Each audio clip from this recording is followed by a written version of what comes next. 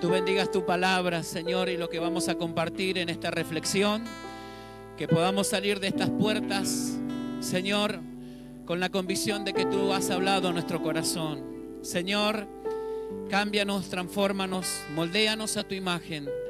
Tú que eres el alfarero, trabaja en cada una de nuestras vidas en esta mañana a través de tu palabra. Permite que tu palabra, Señor, nos edifique, nos consuele, nos exhorte, Señor amado, y que podamos sentir, Señor, el cariño tuyo a través de tu palabra, Señor. Tu amor y tu interés por nuestro crecimiento espiritual, por nuestra madurez espiritual, por nuestra consolidación, Señor, en las cosas del reino, Señor, en el nombre de Jesús.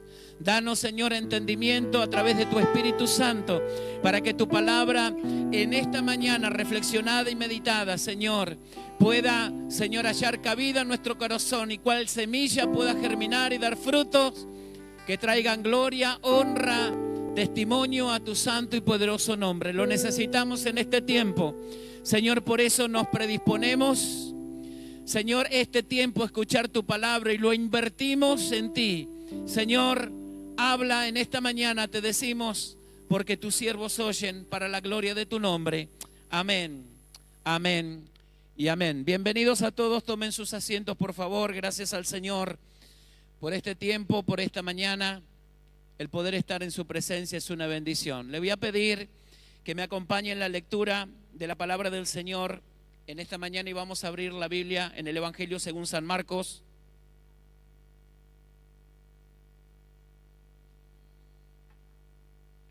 Y lo hacemos en el capítulo 5.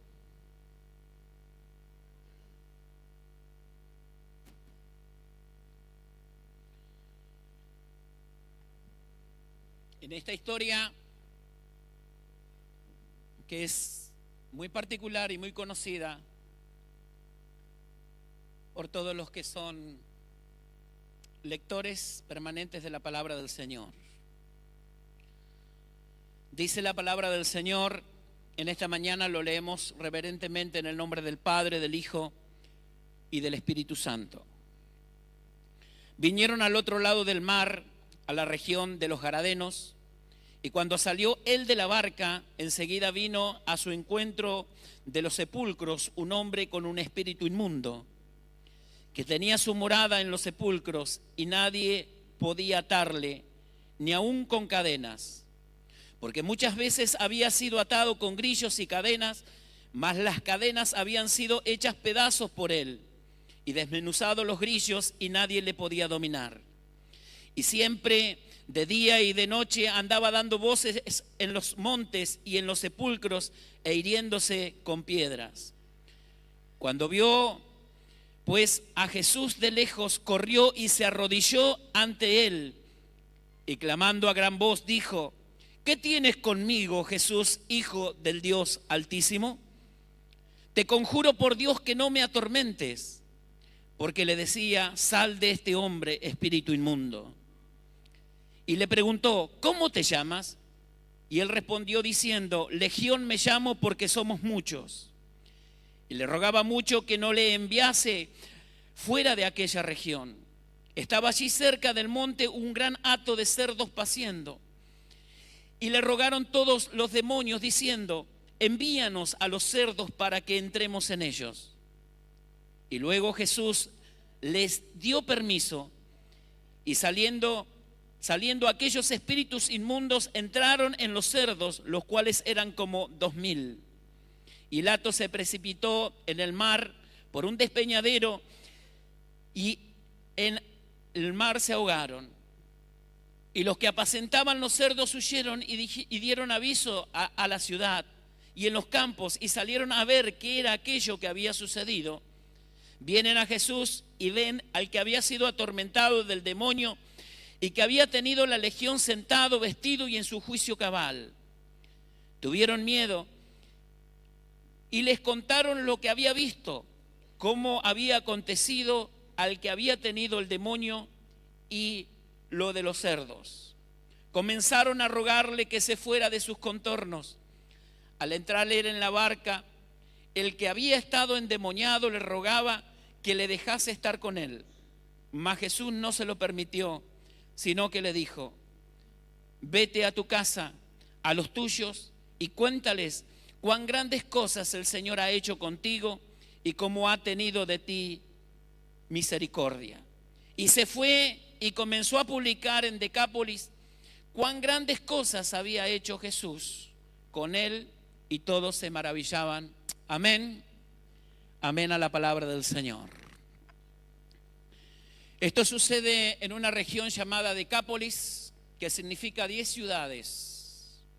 Estas 10 ciudades habían sido fundadas por los griegos 200 años antes del nacimiento de nuestro Señor Jesucristo. Y en el siglo I, antes de Cristo, hermanos, formaron una confederación, una liga, que se llamó la Liga de Decápolis, que tenía como eje principal el comercio. Siendo una zona vasta, hicieron una alianza, hermanos, ya que era una zona de tránsito donde los mercaderes viajaban constantemente por esa región. Hicieron un tipo de cooperativismo, fundando esta unión de Decápolis, una zona de mucho comercio, una zona muy industriosa, muy laboriosa, y esta era una región, hermanos, habitada por paganos. Precisamente los que habitaban allí eran griegos, que sostenían y promovían también su propia cultura, sus propios ídolos y sus propios dioses. Y había, hermanos, en Decápolis ciertas contradicciones contra los judíos, ya que eran oponentes, no lo aceptaban, porque los judíos tenían ciertas leyes dietéticas y habían ciertos alimentos que estaban vedados porque se consideraban inmundos. Y dentro de esa dieta, de esos alimentos, estaba el cerdo. Y esto era tan chocante que nunca un judío iba a hacer lo que hizo Jesús, de pasar el límite y de transgredir, hermanos, entrando a un territorio, mucho menos en un lugar donde el cerdo era habitual y era parte del comercio y del sustento de la vida de esa región de Decápolis. Y precisamente en esta ciudad de Gadara estaba opuesta al mar de Galilea. Frente allí el Señor con sus discípulos en la embarcación desembarcaron, y era una ciudad que hasta el día de hoy, hermanos, está en una barranca muy alta, existe hasta el día de hoy. Y sin duda el Señor atravesó el mar de Galilea, llegó hasta aquel lugar porque había una necesidad. Ellos tenían, hermanos, un gran problema en la ciudad. Y el gran problema era que tenían un endemoniado y una persona que estaba poseída, podríamos decir que estaba enajenada, que todo su ser estaba de alguna manera dominada por los demonios, su cuerpo, su alma y su espíritu. Este hombre no tenía decisión sobre su propia vida, sino que los demonios que habían hecho morada en la vida de este hombre lo poseían totalmente. Y es interesante saber que en esta región donde se practicaba el ocultismo, se practicaba el hechicerismo, se practicaba la magia, la adivinación, todas estas cosas que eran naturales para ellos en esta tierra pagana, dio como resultado precisamente esta clase de personas. Leemos en otros evangelios, en el evangelio de San Mateo, en pasajes paralelos, que no era el único que había allí, sino que al parecer había varias personas que estaban afectados, hermanos, por espíritus inmundos. Y lógicamente, hermanos, donde se practican estas cosas como el ocultismo, la adivinación, la hechicería, hermanos, todas estas cuestiones son puertas que se abren al enemigo. Ellos practicaron eso y tuvieron en la ciudad y en la realidad de sus vidas el resultado de una persona que estaba totalmente poseída por Satanás. Sin duda esta es una clara enseñanza y advertencia para todos nosotros, ya que Dios, hermanos, nos dice en tu palabra: no sea hallado en ti quien practique, hermanos, todas estas cosas, la adivinación, que no practique la hechicería, que no hablen con los muertos, porque sin duda esta prohibición y este límite que Dios pone en esas cosas sobrenaturales, en esos portales espirituales, donde uno comienza a tratar con entidades espirituales, hermanos, son peligrosos, dan sus frutos. Siempre que haya invocaciones, siempre que haya conjuros, siempre que las personas estén habituadas a asistir o participar, hermanos, de todos estos lugares, siempre tendrá una consecuencia. Por eso la Biblia nos prohíbe, hermanos, y de alguna manera nos advierte de lo riesgoso y lo peligroso que es asistir, hermanos, a estos lugares y hacer este tipo de invocaciones, porque lógicamente estas cosas también darán su fruto, hermanos, en nuestras vidas y tendremos las consecuencias. Así como el invocar el nombre del Señor produce bendición en nosotros, así como el alabarle, el adorarle trae bienestar, siempre que las personas busquen, hermanos, de alguna manera todas estas cuestiones paliativas y alternativas, buscando lo espiritual fuera de Dios, hermanos, el postrer estado de la persona será peor que el primero. Siempre habrá influencias negativas,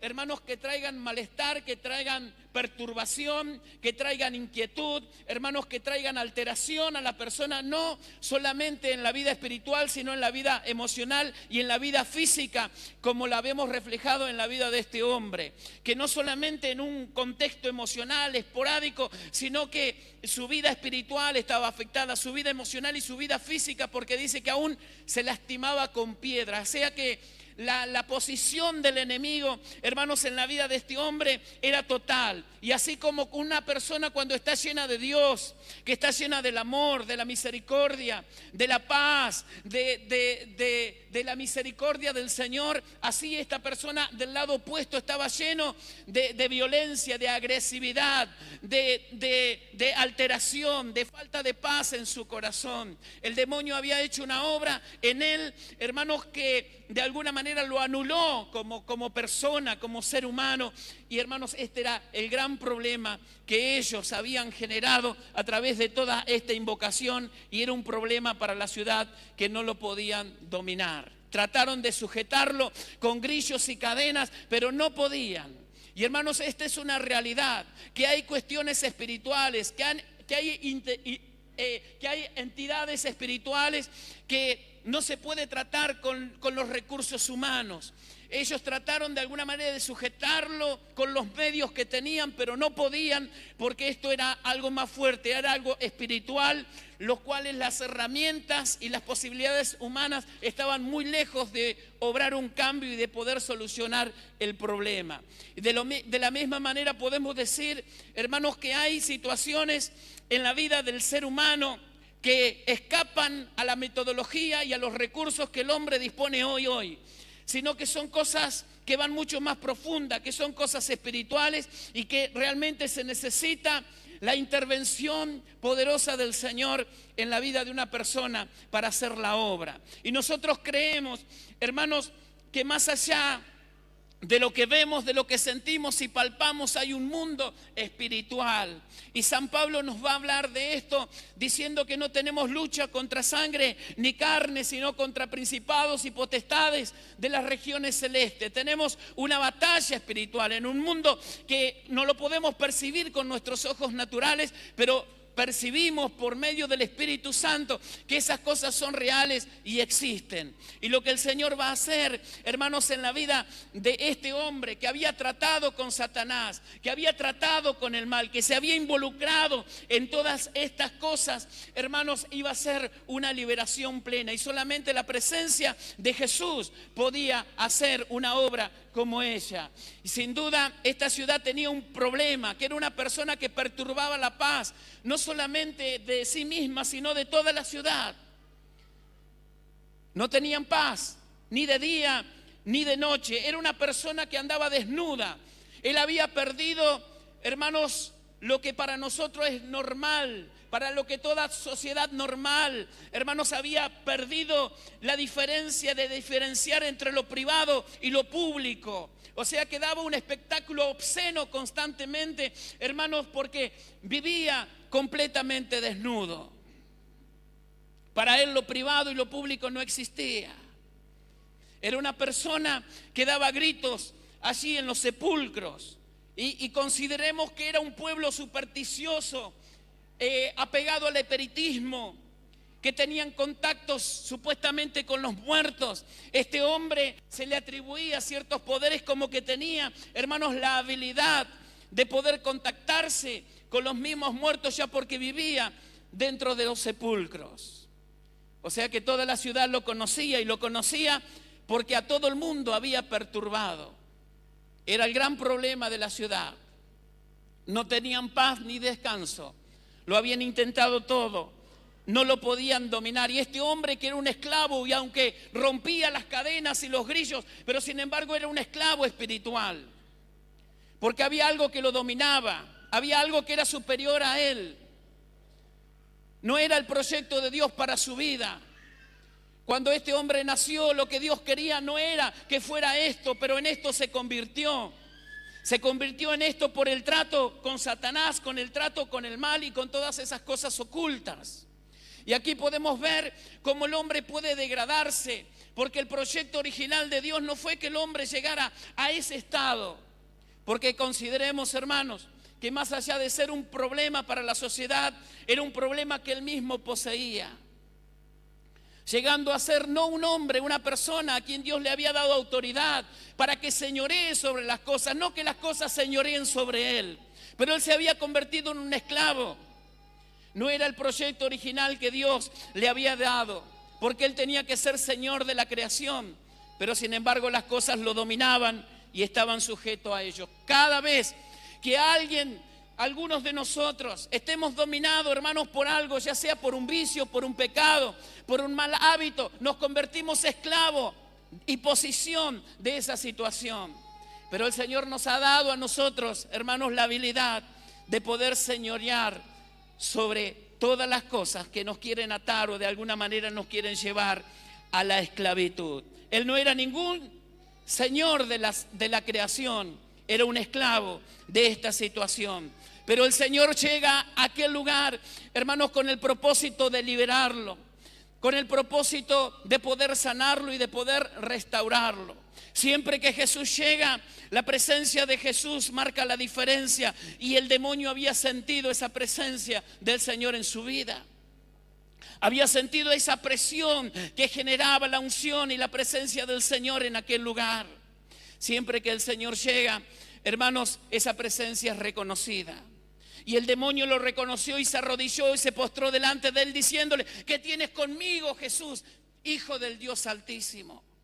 Pero fíjese una cosa, que Hijo del Dios Altísimo era algo que todo el mundo discutía en Israel, si Jesús era o no era el Hijo del Dios Altísimo. Un fariseo nunca iba a dar esto por sentado, ni tampoco lo iba a afirmar, pero sin embargo los demonios confesaron que Jesús era Hijo del Dios Altísimo, porque sabían frente a qué autoridad estaban. Estaban frente a la autoridad del Rey de Reyes y Señor de Señores, frente a la máxima autoridad sobre aquel que tiene dominio sobre todo imperio, sobre toda potestad. Y los demonios pudieron reconocer esta situación de Jesús como Señor de Señores y Rey de Reyes, Hijo del Dios Altísimo.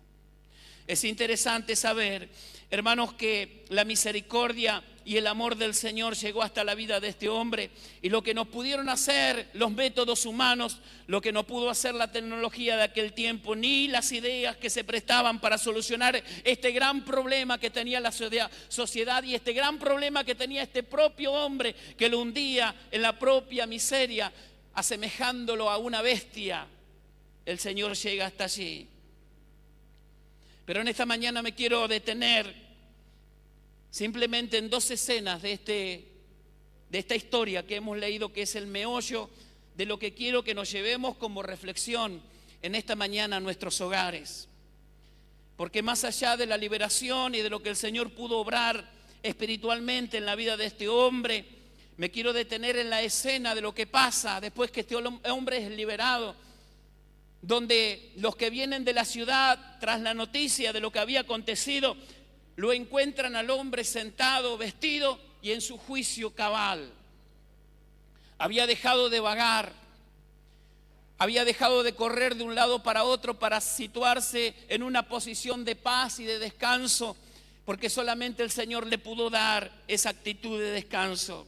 estaba vestido, ya que, hermanos, el hombre por sí mismo está vestido de toda justicia. El Señor vino para vestirnos con su justicia y estaba en su juicio cabal, porque todo aquel que practica se asocia con el mal y le da la espalda a Dios, de alguna manera ha perdido el razonamiento, porque el pecado nos lastima, no solamente a nosotros, sino a los que nos rodean.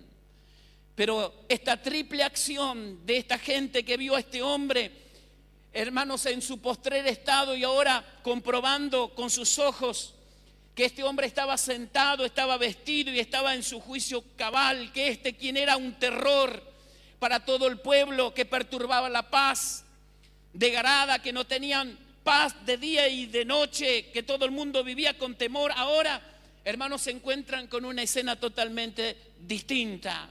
El hombre estaba sentado, estaba vestido y estaba en su juicio cabal. Y ante esta situación se asustan y tienen gran temor. Y uno se pregunta de qué se asustan. Quizás se asustan y maravillados ante el poder que nunca antes habían experimentado y visto, de cómo este hombre podría haber sido liberado. Pero vayamos un poquito más al fondo. Se tendrían que haber asustado de su anterior estado, no de ahora, de un hombre, hermanos, que estaba sentado, vestido y en su juicio cabal, que estaba tranquilo, que estaba en paz y estaba en reposo. La actitud, hermanos, de las personas nos desconcierta, porque llegamos a uno de los pasajes más tristes que la Biblia y el Evangelio presenta, donde vieron tal situación, hermanos, donde el hombre estaba vestido, sentado en su juicio cabal, y por otro lado 2000 cerdos que se habían ahogado en el mar. Ellos dijeron y le rogaron a Jesús que se fuera de sus contornos. Y dije, uno de los pasajes más tristes de la Biblia, porque estaban despreciando la vida, estaban despreciando la paz, estaban despreciando la salvación, y le estaban diciendo: Jesús, no te queremos en medio de nosotros.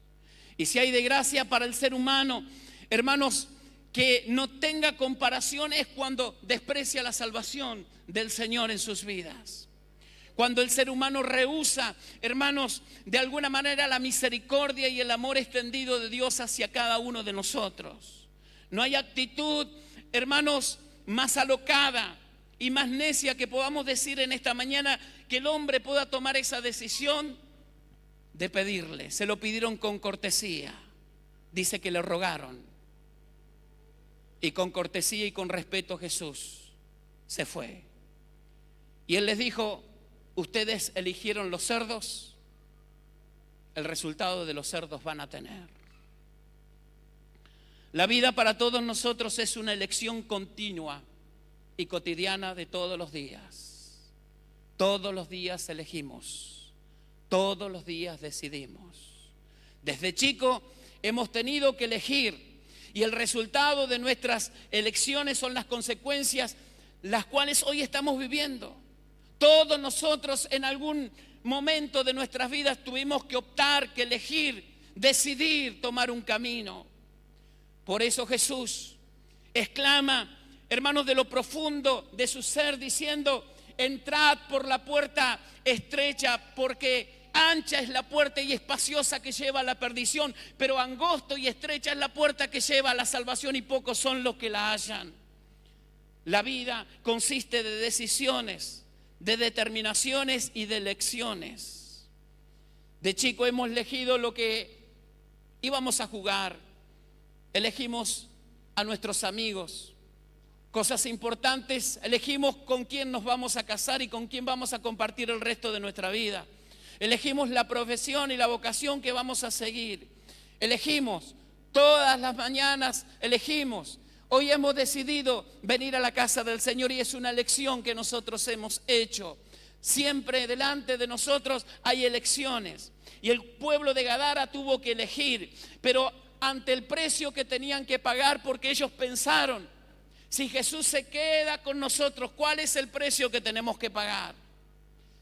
Si Jesús se queda con nosotros, nos va a arruinar el negocio. ¿Cuántos cerdos vamos a tener que perder? ¿Cuál es el precio que tenemos que pagar para estar con Jesús? Dentro de todo pensaron, aquí hay un equilibrio, tenemos que luchar con los endemoniados, pero es preferible que Jesús se vaya. No lo queremos entre nosotros.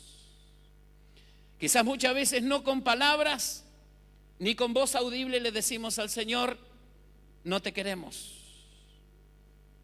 No es necesario que estés con nosotros, pero muchas veces nuestras actitudes, nuestra manera de proceder, y aún en lo profundo de nuestros pensamientos y en nuestra meditación más íntima, muchas veces le decimos al Señor, no te queremos. Y es la pregunta que muchas veces la sociedad se hace, ¿dónde está Dios? Es que la sociedad le ha dado la espalda a Dios, mis amados. Y si el resultado que vemos hoy de tanta violencia, de tanta corrupción, de tantos vicios y de tanto vacío espiritual es precisamente, hermanos, porque se le ha cerrado la puerta a Jesús y le dijeron a Jesús, preferimos los cerdos. Cada ser humano elige, cada uno de nosotros tenemos la opción y la decisión, hermanos, de tomar una decisión en la vida. Por eso la sociedad se pregunta, ¿dónde está Dios? Como alguien le respondiera a un pastor en los Estados Unidos cuando cayeron las Torres Gemelas, porque la pregunta que todo el mundo se hacía, ¿dónde está Dios? ¿Qué ocurrió semejante desgracia? Y un pastor con mucha sabiduría le respondió, haciéndole un reconto y un análisis de cómo Estados Unidos le había dado la espalda a Dios, de cómo las leyes prohibieron, hermanos, las oraciones públicas en los colegios, la lectura de la palabra de Dios, hermanos, en todos los ámbitos y las reparticiones públicas, donde se sacó el monumento de la palabra de Dios, donde dejó de ser el eje principal. Hermanos, con esa actitud, ellos le dijeron, preferimos los cerdos. Y cuando uno elige los cerdos, hermanos, el resultado de los cerdos va a tener. Por eso el Señor le dice al pueblo de Israel en el libro de Deuteronomio, he aquí que pongo delante de vosotros un camino de vida y un camino de muerte, elegís lo que vas a hacer. La elección es propia de cada uno de nosotros, en nosotros está el elegir. Y esta gente eligió mal, eligió los cerdos, porque era muy alto el precio que tenía que pagar. Vivimos en una sociedad, hermanos, donde sus compromisos son muy relativos, muy superficiales, donde no se quiere tomar un compromiso ni tampoco se quiere pagar un precio por el Señor. Oímos de un evangelio y de una salvación sin cruz, de un discipulado, hermanos, sin responsabilidad ni compromiso, donde no se predica ya la sangre de Cristo para la salvación, sino que muchas veces consta del mérito, hermanos, propio y de un estado mental positivista. Pero yo quiero decirle, hermano, escape de todas esas doctrinas, porque el único que nos puede dar vida y el único que nos puede dar salvación es el Señor Jesucristo. Y si queremos ser salvos, debemos darle la espalda al mundo, porque, hermanos, no podemos ser amigos de Dios y ser amigos del mundo. O amaremos a un Señor y aborreceremos al otro. No podemos servir al mundo y al Señor a la misma vez. Hay una decisión que tenemos que tomar. Y es importante, hermanos, que nosotros pensemos en esto, porque somos labradores, somos artífices, hermanos, de nuestras vidas, porque las decisiones que tomamos hoy es el resultado que vamos a tener mañana. Y la palabra de Dios nos da suficiente luz para que nosotros elijamos bien.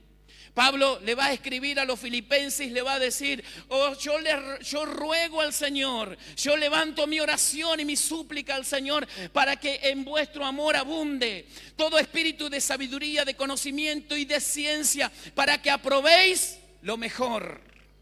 Quiere decir que uno tiene la habilidad de aprobar, de decidir, hermanos, el camino y la elección que va a hacer. Hay decisiones, hermanos, que me afectan a mi vida. Y hay decisiones morales porque yo tengo que elegir entre la verdad y la mentira todos los días. Entre ser honesto o ser un corrupto todos los días. Tengo que elegir y delante de mí se presentan oportunidades donde yo puedo elegir esas opciones y usted lo sabe mejor que yo. De serle fiel a mi esposa o serle infiel. Todos los días nosotros somos, hermanos, confrontados con realidades donde tenemos que elegir y tenemos que decidir. Decidamos por la vida, decidamos por la bendición, hermanos, y alejémonos de los cerdos. Alejémonos de los cerdos. Jesús, cuando comienza su ministerio, tiene que hacer una elección, porque por el Espíritu es llevado, hermanos, al desierto. Y así Satanás le ofrece, hermanos, opciones como para evitar la cruz y evitar el sufrimiento. Y de alguna manera, hermanos, le ofrece que todo podría tener el mismo resultado si postrado le adorare. Y el Señor tuvo que hacer una elección. Y la hizo con sabiduría. Y le dijo a Satanás: apártate de mí, Satanás, apártate de mí el mal. Dejó a un lado los cerdos, dejó a un lado la propuesta, hermanos, para abrazar la voluntad de Dios, para abrazar la palabra y para abrazar el mandamiento del Señor. Cuando nosotros cerramos la puerta al Señor en nuestras vidas, le cerramos la puerta en nuestro hogar, en nuestra familia, cuando le cerramos la puerta al Señor en nuestra sociedad, hermanos, tenemos los resultados que tenemos que tener. Por eso, que Dios nos dé en esta mañana, como dijo el apóstol San Pablo a los filipenses, que en nuestro amor el Señor nos dé sabiduría, nos dé conocimiento y ciencia para que siempre aprobemos lo mejor. Lo mejor es una decisión y es una elección que cada uno de nosotros tenemos que tomar todos los días de nuestra vida. Josué está por dejar el escenario de la vida. Él había conquistado la tierra, había hecho la repartición a cada tribu conforme, hermanos, al número de ellos equitativamente. Y les va a proponer en aquel gran discurso de despedida, hermanos, haciendo una historia de lo que ellos habían vivido y pasado y de cómo había sido ese proceso. Pero al último le dice: escogeos vosotros a quién servir. Si a los dioses que están del otro lado del Jordán o que sirvieron vuestros padres allí, os serviréis al Señor. Yo no sé lo que cada uno de ustedes va a elegir, porque yo no puedo elegir, hermanos, ni decidir por cada uno de ustedes. Pero Josué le dijo: yo y mi casa serviremos al Señor. Y es la mejor elección que nosotros podemos hacer a lo largo de este año, hermanos, donde se nos van a presentar muchas alternativas, muchos caminos cortos, muchos atajos para hacer las cosas sin que nos cuesten demasiado sacrificio, para obtenerlas más fácilmente. Vivimos en una sociedad, hermanos, donde se ha perdido el sentido con respecto a la corrupción y a lo que es debido y lo que es indebido. Anoche mirábamos un programa donde presentaban a mellizos y ellos contaban sus hazañas, cómo muchas veces habían intercambiado sus personas, hermanos, para cubrirse y de alguna manera engañar a sus profesores, a sus patrones. Y vemos a la gente aplaudiendo esas picardías como un gesto, hermanos, de viveza criolla. Pero hermanos, tenemos que tomar una decisión. Como Elías le dijo al pueblo: ¿hasta cuándo van a claudicar entre dos pensamientos? O somos o no somos. Tenían que tomar una decisión. Y Elías levantó esa voz diciendo, hermanos, que eligieran por el Señor. Y creo que los tiempos que vivimos, hermanos, son tiempos de definición, donde el Señor ha puesto esa zaranda, hermanos, que zarandea el trigo de la paja. Y que las situaciones las cuales nosotros estamos viviendo, que les advierto que no van a mejorar, que no van a cambiar. Pero sí, hermanos, podemos cambiar nosotros, podemos cambiar nuestro mundo, podemos cambiar nuestro entorno, siempre que elijamos al Señor. Todos los días elegimos. A cada instante, a cada minuto, a cada segundo, tenemos que tomar una elección. ¿Qué van a hacer ustedes? ¿Qué van a hacer, mis amados? ¿Qué vamos a hacer? Yo ya he decidido por mí. Yo y mi casa serviremos al Señor, pero no puedo decidir por ustedes. Esa elección Josué lo había tomado hace mucho tiempo. No es que recién se estaba resolviendo en su decisión. Era algo que lo había sostenido en todos los tiempos. Que él estaba diciendo: hemos llegado hasta aquí, hemos conquistado la tierra, tenemos la herencia que el Señor nos ha dado, pero no nos podemos quedar sentados ni cruzados de brazos. ¿Por qué, hermanos? Porque estaban en medio de un mundo donde había mucha gente que estaba fascinada con todos los pueblos, de los cananeos con su cultura, con su religión, hermanos, con su manera de ser. Había gente en el pueblo de Dios que estaba fascinada y vislumbrada, impactada con todo lo que ellos veían. Josué sabía que era un pueblo propenso a la idolatría y que todas esas cosas eran muy sutiles, por eso le anima y los lleva a una confrontación para que ellos tomen una decisión. Todos los días decidimos, todos los días elegimos. A veces hay un precio que pagar, a veces vamos a perder los cerdos, pero es preferible perder los cerdos y ganar con el Señor. Y termina la historia, resumiéndola en esta mañana, con 3 ruegos. Si usted prestó atención a la lectura, hay 3 ruegos en la historia. El primer ruego es de los demonios, que le piden al Señor, por favor, que los mande a los cerdos, que no los expulsara de aquella región. El segundo ruego es de la gente, que le dice: Señor, te rogamos, te pedimos por favor que te vayas. Pero el tercer ruego es de aquel que había recibido la bondad y la misericordia del Señor. Y cuando uno piensa en esta persona, mis amados, que se siente deudor del Señor,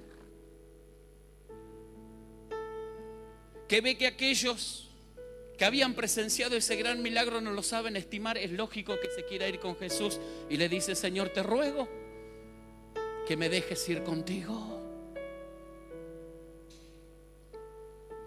Ese ruego debe ser permanentemente en nosotros. No sé qué van a decidir los demás, no sé. Yo no tengo autoridad ni dominio sobre eso, mis amados, ni usted tampoco. Pero cada uno de nosotros podemos elegir. Te ruego que me dejes ir contigo. Y Jesús le dice algo: quédate. Quédate con esta gente porque eligieron mal. Yo te levanto como un testigo en medio de ellos, para que tú les cuentes cuán grandes obras yo he hecho en ti. Quédate porque esta gente ha elegido mal.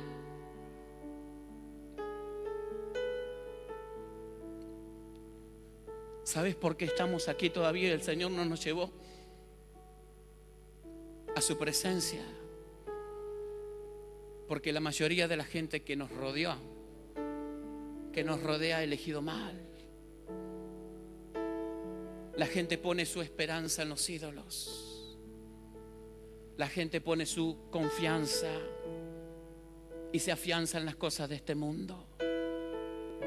Pero si el Señor todavía no te llevó a su presencia, escúchenme, ¿saben por qué?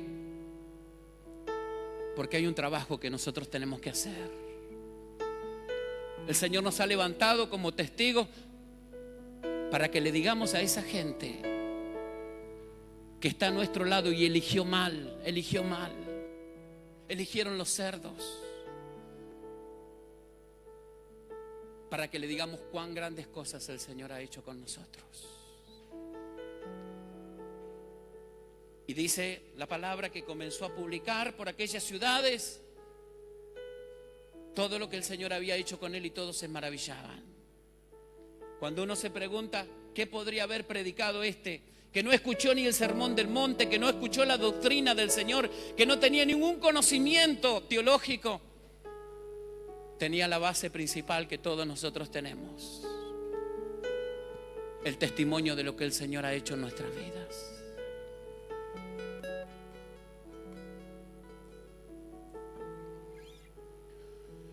Cuando nos sentimos deudores del Señor, hay un ferviente deseo de seguirle, de rogarle al Señor: Señor, quiero estar contigo permanentemente. En tu presencia quiero estar.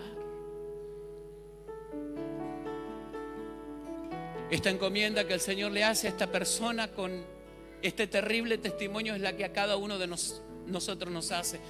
Porque muertos estábamos en nuestros pecados y delitos, encadenados por Satanás. El Señor nos ha liberado. ¿Cuántos dicen amén? Tenemos una misión de decirles a los que han elegido mal que elijan por Cristo. Vamos a ponernos de pie en esta mañana.